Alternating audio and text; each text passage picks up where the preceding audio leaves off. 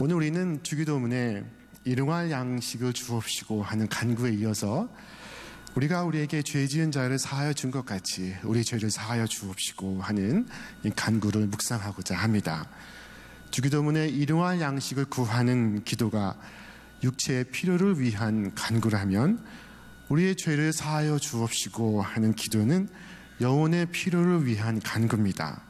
건강한 육체를 위해 양식이 필요한 것처럼 건강한 영혼을 위해 우리는 속죄가 필요합니다.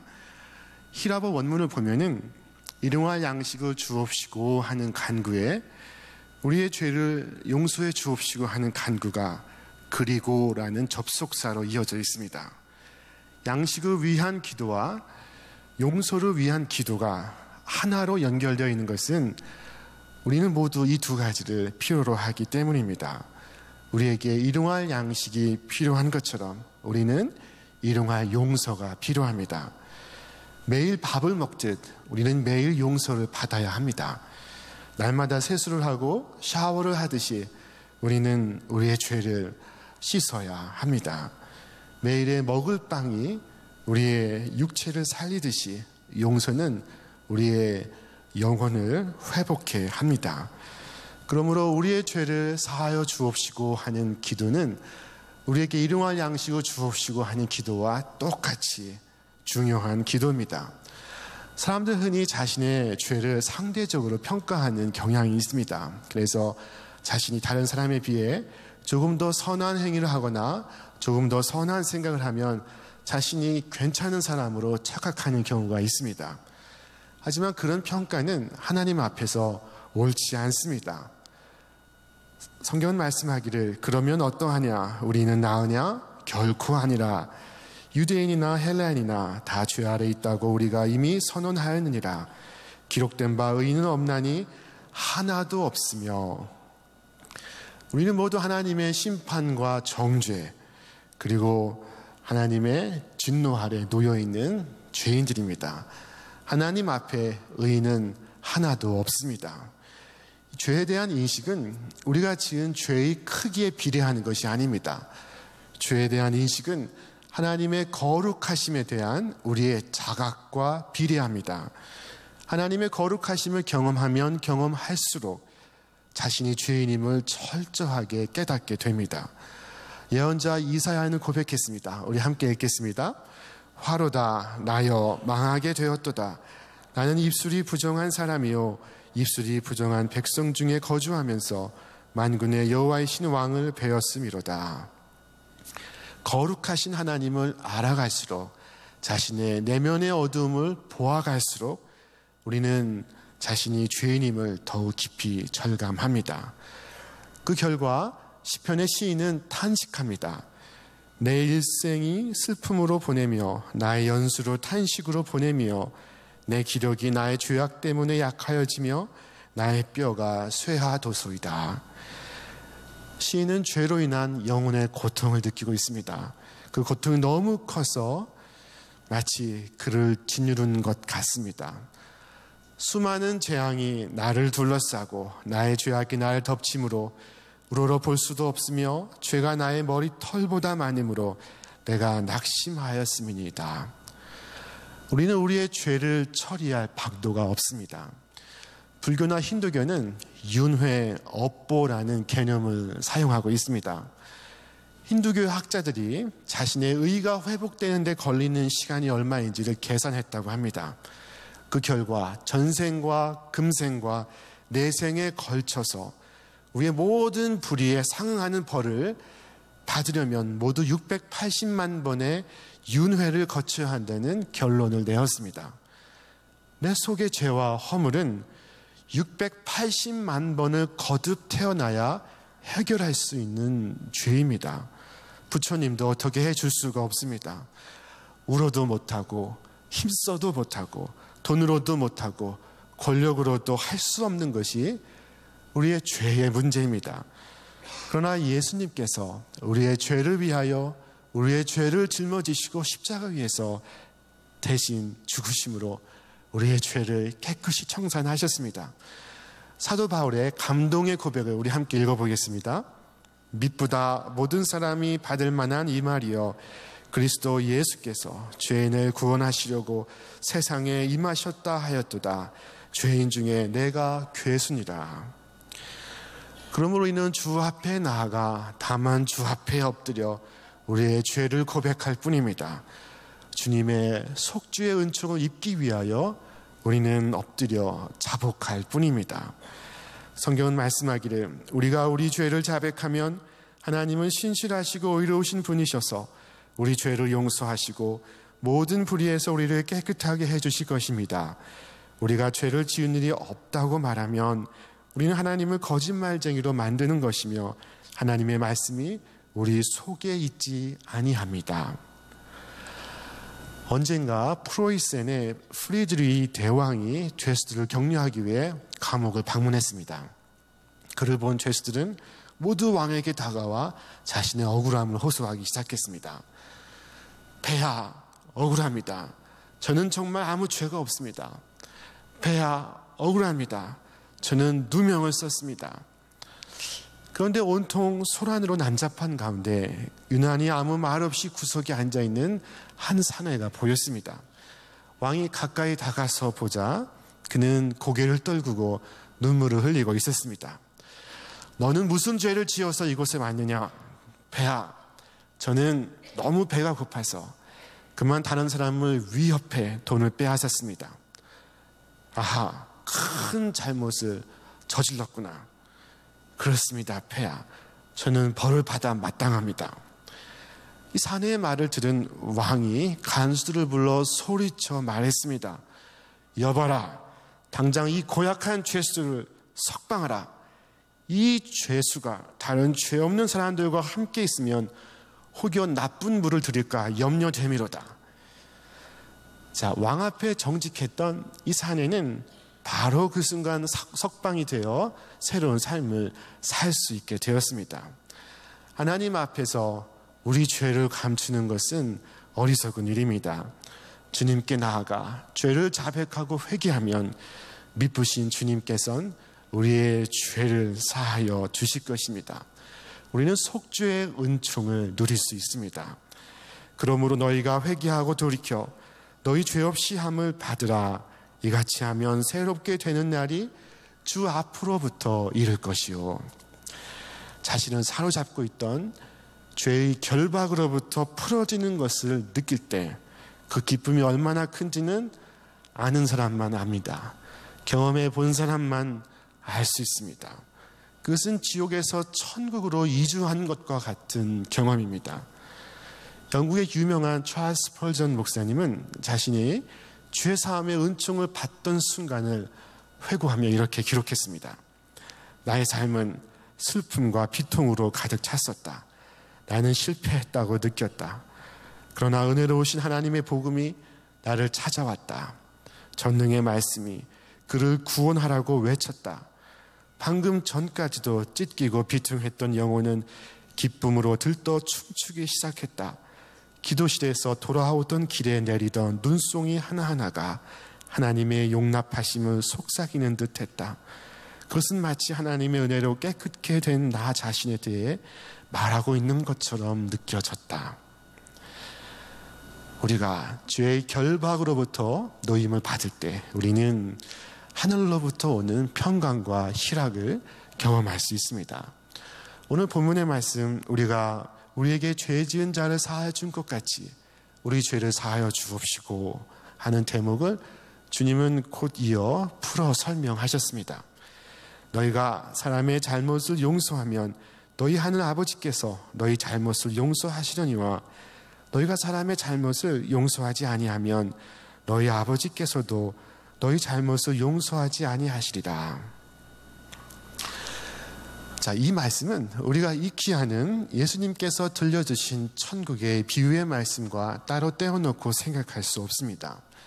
천국은 마치 자기 종들을 불러 샘을 가리는 왕과도 같습니다. 왕이 샘을 가리기 시작하자 곧 1만 달란트 빚진 종이 왕 앞으로 끌려오게 되었습니다. 그에게는 빚을 갚을 돈이 없었습니다.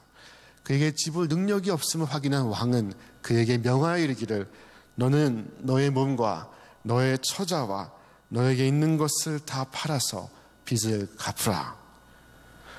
그랬더니 종이 왕 앞에 무릎을 꿇고 애원하며 간청합니다. 내게 참으소서, 내가 갚으리이다. 임금은 그 종을 가엾게 여겼고 그리고 그를 놓아 보내며 그 빚을 탕감해 주었습니다. 빚 전체를 즉각적으로 탕감해 주었습니다. 갚을 시간을 더 준 것이 아닙니다. 빚을 얼마간 경감해 준 것도 아닙니다. 즉시 모든 빚을 탕감해 주었습니다. 그것은 빚으로부터의 완전한 자유와 해방을 의미합니다. 이것은 놀라운 은혜요, 한이 없는 은혜요, 갚을 수 없는 은혜입니다. 이제 그 종은 나가서 자신에게 100데나리온 빚을 진 동료 하나를 만나게 되었습니다. 100데나리온은 그가 왕께 진 1만 달란트의 60만 분의 1에 해당하는 금액입니다. 그러나 그는 자신에게 100데나리온 빚진 자를 멱살을 잡고 분노를 표하며 말하기를 내게 빚진 것을 갚으라.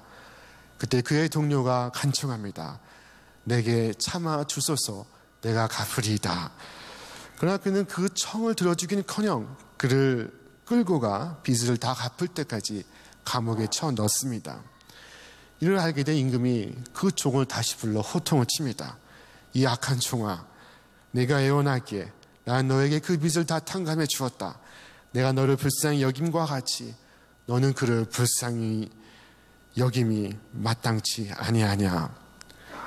예수님의 이 비유의 말씀이 이렇게 끝을 맺습니다. 너희가 각각 진심으로 자기 형제 자매를 용서해 주지 아니하면 나의 하늘 아버지께서도 너희에게 그와 같이 하실 것이다. 이 비유는 우리가 왜 용서해야 하는지를 말씀하고 있습니다. 그것은 용서하지 않으면 용서받을 수 없기 때문입니다. 용서받고도 용서할 줄 모르면 받은 용서가 반납됩니다. 다시 임금이 그를 불러서 그를 감옥에 쳐넣은 것은 그가 받은 용서가 반납되고 있음을 의미하는 것입니다. 용서하지 않겠다 하는 것은 나 스스로 고통의 감옥 속에 쳐넣는 것과 같습니다. 용서는 나를 가해한 사람에게 베푸는 것 같지만 사실은 내가 나 자신에게 베푸는 배려요, 축복입니다. 우리는 내가 미워하는 그 사람을 가해자라고 생각하기 쉽습니다. 그러나 용서하지 않을 때 바로 내가 나 자신에 대한 가장 무서운 가해자가 됩니다. 용서하지 않을 때 나 자신을 과거의 원한이라는 감옥에 넣고 감금하는 것입니다. 미움의 감옥, 증오의 감옥에서 자유케 되는 방법은 오직 용서밖에 없습니다. 진실한 용서는 묶인 사람을 풀어주고 자유케 해줍니다. 그런데 용서하고 나면 자기가 풀어준 그 포로가 바로 자기 자신이었음을 깨닫게 됩니다. 용서의 진정한 위력, 그것은 용서하는 자를 자유케 한다는 것입니다. 용서는 우리 영혼의 자유를 가져다 줍니다. 천국은 용서받고 용서하는 사람들이 가는 나라입니다. 천국은 은혜 받고 은혜를 베푸는 사람이 가는 나라입니다. 그러나 남을 용서하지 못하는 사람은 자신이 건너가야 할 천국의 다리를 끊는 것과 같습니다. 결국 자신도 그 강을 건너가지 못합니다. 이 비유는 형제를 용서하는 것이 쉬운 일은 아니지만 그렇다고 불가능한 것은 아님을 우리에게 말씀하고 있습니다. 정말 우리가 하나님으로부터 어떤 용서를 받았는지를 안다면 형제의 죄를 용서하는 것이 그렇게 어렵지 않습니다. 주님은 우리를 위해 갈보리 언덕에 오르셨습니다. 우리를 위해 채찍 맞으시고 고난을 당하시고 십자가에 달려 죽으셨습니다. 십자가 위에서 예수께서 마지막 하신 말씀은 다 갚았다 하신 말씀이었습니다. 우리의 죄값을 다 치루었다 하신 말씀인 것입니다. 우리가 갚을 수 없는 빚을, 우리가 해결할 수 없는 죄를 주께서 십자가 위에서 해결하신 것입니다. 그러므로 찬송가 150장은 찬송합니다. 험한 십자가에 주가 흘린 피를 내가 믿는 마음으로 바라보니 나를 용서하고 내 죄 사하시려 주가 흘리신 보혈일세.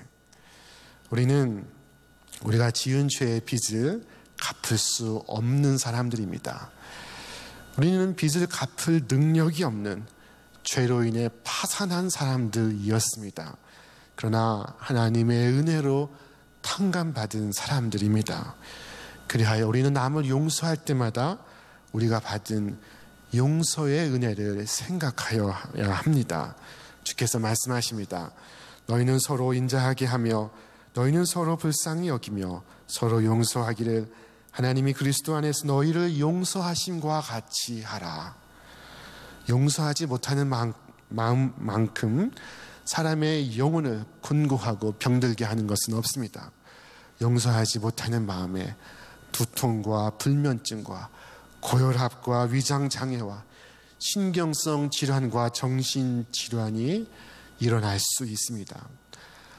어떤 자매가 어렸을 때 새엄마로부터 많은 구박을 받았습니다. 그러나 그녀는 이를 악물었습니다. 노력에 노력을 다했습니다. 그리고 의대에 진학을 해 의사가 되었습니다. 그런데 그녀는 의사가 되었지만 자신의 피부병을 고치지 못했습니다. 원인도 병명도 알 수가 없었습니다. 그러다가 우연히 예배에 참석하여 감동을 받고 자신의 어렸을 적 자신을 구박했던 새엄마를 용서하기로 결심했습니다. 그리고 나서 그 병이 나았습니다. 용서하지 못하는 마음에서 나오는 분노와 좌절과 미움만큼 우리 영혼과 몸에 해로운 것은 없습니다. 용서하지 않는 것은 마치 이 가슴에 독한 폐기물을 담고 사는 것과 같습니다. 그가 온전할 수가 없습니다. 그러나 용서는 영혼의 치유와 회복을 가져다 줍니다. 용서하는 마음 속에 은총이 작용합니다. 용서는 용서받아야 하는 사람뿐만 아니라 용서하는 사람을 살게 합니다. 죄는 세상을 지옥으로 만드는 힘이지만 용서는 그 지옥을 천국으로 바꾸는 힘입니다. 아마 용서하지 못할 분노를 가지고 평생 살았어야 할 사람이 있다면 그것은 성경의 요셉일 것입니다. 요셉은 그의 형들에게 붙잡혀 그의 형들에게 팔아넘겨 이집트의 노예가 되었습니다.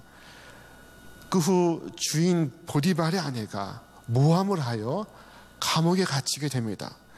그런가 하면 감옥에 있을 땐 자신이 도와주었던 사람이 약속을 저버리고 그를 까맣게 잊어버립니다. 이렇게 속고 당하며 살아온 세월이 짧지 않습니다. 아마 누구든 그런 경험을 했다면 미움과 원한에 짓눌려 살아갔을 것입니다. 그동안 자신을 팔았던 형들에 대한 원한, 그리고 어릴 적 꾸었던 꿈과 반대로 펼쳐지는 현실에 대해 그는 분노할 수밖에 없었을 것입니다. 그런데 그 요셉이 형들을 만나게 되었을 때 그는 형들을 용서합니다. 당신들이 나를 이곳에 팔았다고 해서 근심하지 마소서, 한탄하지 마소서.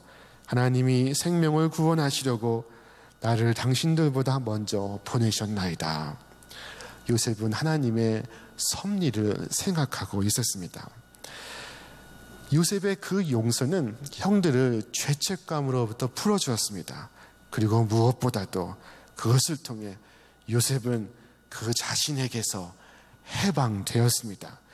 이러한 경험을 그는 자신의 큰아들 이름에 담아 두었습니다.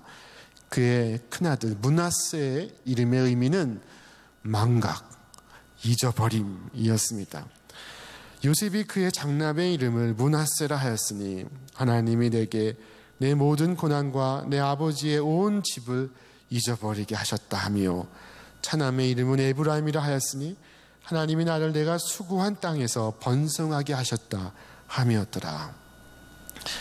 차남 에브라임의 이름은 번성이라는 뜻을 갖고 있습니다. 용서를 통해 번성함의 축복을 누리게 되었다는 의미입니다. 용서는 축복의 문을 열어줍니다. 용서는 행복의 문, 기쁨의 문을 열어줍니다. 예수님께서 제자들의 발을 씻어주시는 장면을 통해 우리는 용서의 기술을 배울 수 있습니다. 그것은 용서를 베푸시는 예수님이 먼저 무릎을 꿇으셨다는 것입니다. 죄 없으신 예수님이 먼저 손을 내미셨습니다. 잘못한 사람이 먼저 무릎 꿇은 것이 아닙니다. 죄 지은 자가 먼저 손을 내민 것이 아닙니다. 잘못이 없으신, 죄가 없으신 예수께서 먼저 무릎을 꿇으시고 당신께서 손을 내미신 것입니다. 해밍웨이의 작품 중에는 세계의 수도라는 단편이 있습니다. 어느 스페인의 한 아버지가 집을 나가 마드리드로 떠난 아들 파코를 용서하고자 마음먹었습니다. 그리고 그를 찾아 나섰습니다. 아버지는 뒤늦게 회개하며 후회하며 마드리드의 한 신문에 광고를 내었습니다. 파코, 화요일 낮 12시 몬타나 호텔에서 만나자. 모든 것을 용서하마 사랑한다. 파코는 스페인에서 흔한 이름입니다. 아버지가 약속 장소에 나갔을 때 그곳에 무려 800명의 파코가 나와 기다리고 있었습니다. 오늘날 얼마나 많은 사람들이 용서를 원하고 용서를 기다리고 있는지 모릅니다. 우리 모두의 마음속에는 용서하고 용서받고 싶은 열망이 숨어 있습니다. 우리는 매 순간 주 앞에 나아가 용서를 받고 그리고 용서를 행해야 합니다. 용서가 아무리 어렵다고 해도 우리가 마지막 심판 때에 하나님께 매달릴 자비와 용서에 비한다면 우리가 해야 할 용서는 아무것도 아닌 것입니다. 그럼에도 혹 용서가 어렵다고 느껴지십니까? 그것은 우리가 하나님께 1만 달란트 탕감받았다는 사실을 모르고 있기 때문입니다. 우리는 우리 자신이 하나님 앞에 1만 달란트 빚을 탕감받은 사람임을 기억해야 합니다. 그러면 100데나리온 빚진 사람을 용서해 줄 수 있습니다. 그래도 용서하기 어려우십니까?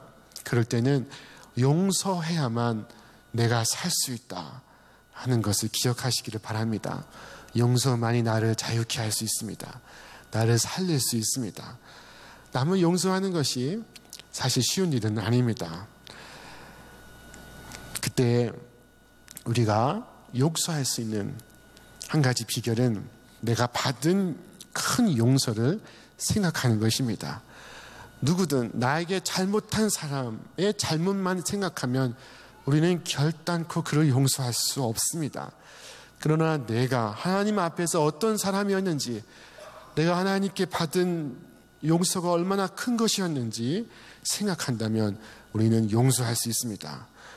오직 죄가 얼마나 무섭고 무거운지를 아는 사람, 그 죄 때문에 고민하고 부끄러워해 본 사람, 울어도 못하고 힘써도 해결 못할 죄를 끌어안고 씨름해 본 사람, 예수께서 십자가를 지심으로 십자가의 보혈로 흰 눈같이 희고 깨끗하게 사하여 주셔서 나의 나된 것은 오직 하나님의 은혜며 십자가 외에는 자랑할 것이 없다고 고백하는 사람, 그 사람만이 그 놀라운 속주의 은혜와 용서의 축복을 누릴 수 있습니다. 매일 내려주시는 양식을 통해 육체의 생명이 유지되는 것처럼 매일 베푸시는 용서를 통해 영혼의 생명을 얻으시기를 바랍니다. 하나님께서 속주의 은혜를 흘려보내는 도구로 오늘 여러분과 저를 부르셨습니다. 속주의 은총이 우리에게 흘러 들어올 때 우리를 통해 또한 우리의 이웃에게로 흘려보내시기를 바랍니다. 1900년 오늘 이 존 토마스가 처음 내렸던 그 해안 홍의 마을에 종순일이라는 한 부자가 살고 있었습니다. 그는 그리스도인이었습니다. 그가 이 마태복음 18장 비유를 읽게 되었습니다.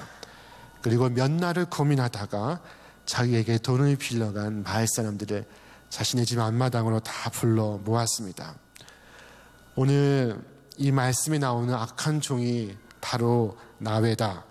내가 주님의 은혜로 죄사함 받은 것이 1만 달란트 빚 탕감 받은 것보다 더 크거늘 내가 여러분에게 돈을 빌려주고 그 돈을 받으려 하는 것이 100데나리온 빚을 탕감해 주지 못한 것보다 더 악한 짓이요. 오늘부로 여러분에게 빌려준 돈은 없는 것으로 하겠소. 그리고 빈 문서를 꺼내 사람들이 보는 앞에서 불태워 버렸습니다. 하나님의 나라는 용서로부터 시작됩니다. 회개하라, 천국이 가까워하느니라. 용서는 천국의 씨앗입니다. 우리가 고백해야 할 잘못이 있다면 미루지 말고 고백하시기를 바랍니다. 죄인의 구주시여, 제가 바로 죄인입니다. 주께서 구원하시지 않으면 소망이 없는 죄인입니다. 주님께 무릎 꿇고 다시 은혜를 구합니다. 저의 죄를 주의 보혈의 은총으로 깨끗이 씻어 주시옵소서. 기도하시기를 바랍니다. 그리고 결단하시기 바랍니다. 저는 당신이 제게 베푸신 용서에 힘입어 제 자신과 다른 사람들을 용서하기로 결심합니다. 제게 가장 큰 상처를 준 가족과 친구와 동료를 용서하기로 결심합니다. 매일 그와 같은 속죄의 은혜와 용서의 축복을 살아가시기를 바랍니다. 그리하여 자유한 심령이 되어 기쁨과 감사를 살아가시며 주님의 사랑과 자비를 세상에 널리 전하는 복된 도구가 되시길 주님의 이름으로 축원합니다.